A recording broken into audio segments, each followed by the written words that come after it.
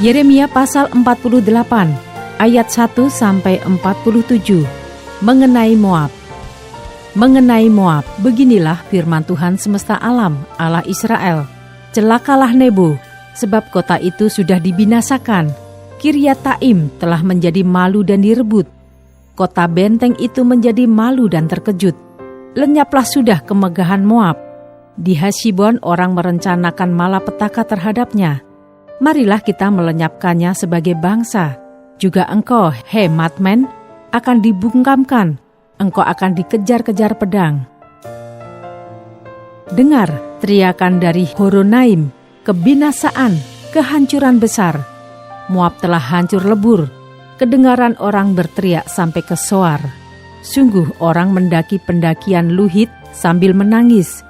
Sungguh di jalan turun ke Horonaim orang mendengar teriak karena ditimpa bencana. Larilah, selamatkanlah nyawamu. Jadilah seperti keledai liar di padang gurun. Sungguh oleh karena engkau percaya kepada bentengmu dan perbendaharaanmu, maka engkau pun akan direbut. Kamos akan pergi ke dalam pembuangan bersama-sama dengan para imam dan pemukanya. Pembinasa akan datang ke setiap kota. Tidak ada kota yang terluput. Lembah akan binasa, tanah datar habis musnah, seperti yang difirmankan Tuhan. Berikanlah sayap kepada Moab, supaya ia lari terbang. Kota-kotanya akan menjadi sunyi sepi, tidak ada lagi penduduk di dalamnya. Terkutuklah orang yang melaksanakan pekerjaan Tuhan dengan lalai, dan terkutuklah orang yang menghambat pedangnya dari penumpahan darah. Moab hidup aman dari sejak masa mudanya. Dia hidup tenang seperti anggur di atas endapannya. Tidak dituangkan dari tempayan yang satu ke tempayan yang lain. Tidak pernah masuk ke dalam pembuangan. Sebab itu rasanya tetap padanya, dan baunya tidak berubah. Sebab itu sesungguhnya waktunya akan datang. Demikianlah firman Tuhan, bahwa aku akan mengirim kepadanya tukang-tukang yang akan menuangkannya, mencurahkan tempayan-tempayannya dan memecahkan buyung-buyungnya. Maka Moab akan menjadi malu oleh karena dewa Kamos, sama seperti kaum Israel menjadi malu oleh karena Betel, kepercayaan mereka. Bagaimanakah kamu berani berkata, kami adalah pahlawan-pahlawan, orang-orang gagah berkasa untuk berperang. Pembinasa Moab telah maju menyerang dia. Teruna-terunanya yang pilihan telah turun ke pembantaian.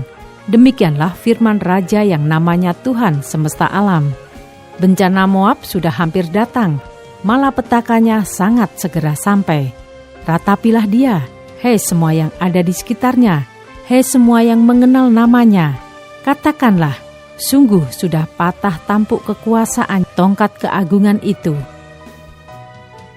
Turunlah dari kemuliaanmu dan duduklah di atas kotoran, hei putri Dibon, yang sudah lama menetap. Sebab pembinasa Moab sudah maju menyerbu engkau, memusnahkan tempat-tempatmu yang berkubu.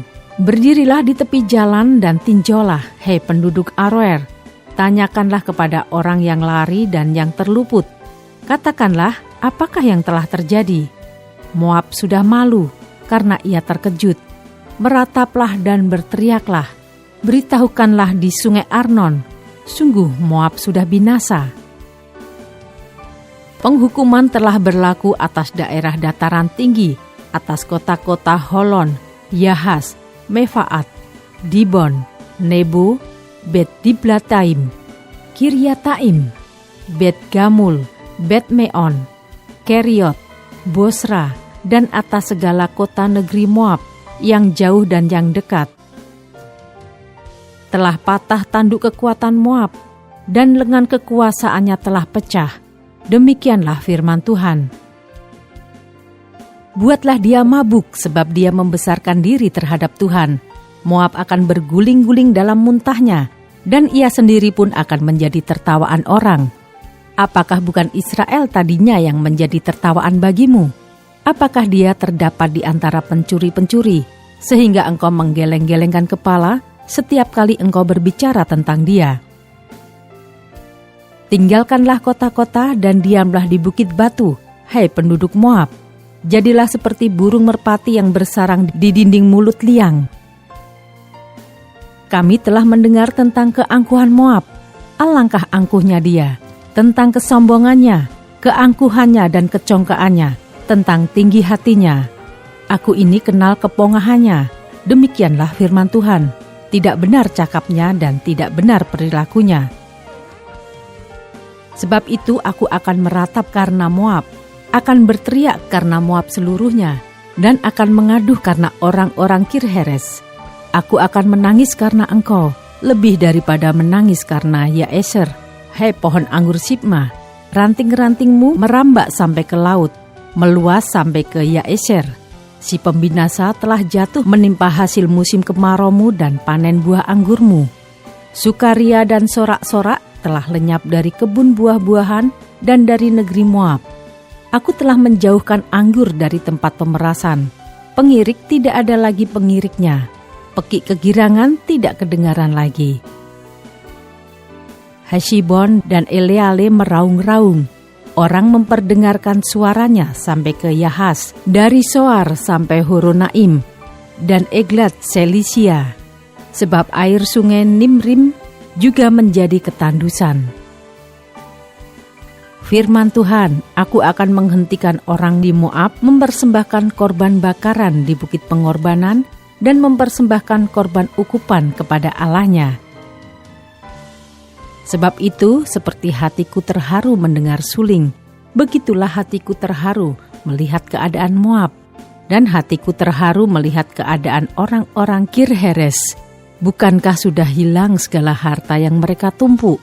Sungguh setiap kepala digundul dan setiap janggut dipotong. Pada semua tangan ada toreh-torehan dan kain kabung dikenakan pada semua pinggang. Di atas segala sotoh Moab dan di tanah-tanah lapangnya hanya ada perkabungan belaka. Sungguh aku telah memecahkan Moab seperti tembikar, sehingga tidak ada orang yang menyukainya. Demikianlah firman Tuhan.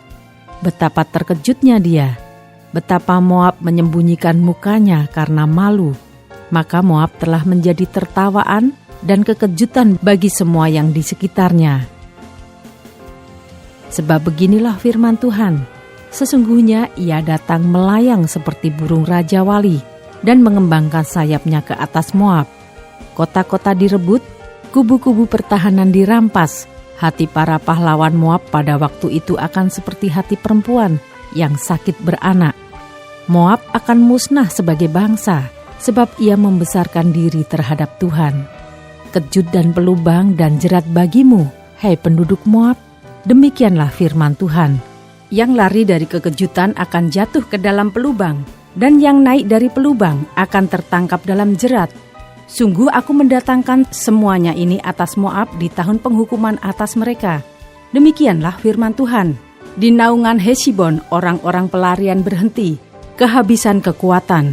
Tetapi api keluar dari Heshibon, nyala api dari istana Sihon yang memakan habis pelipis Moab dan batu kepala orang-orang ribut.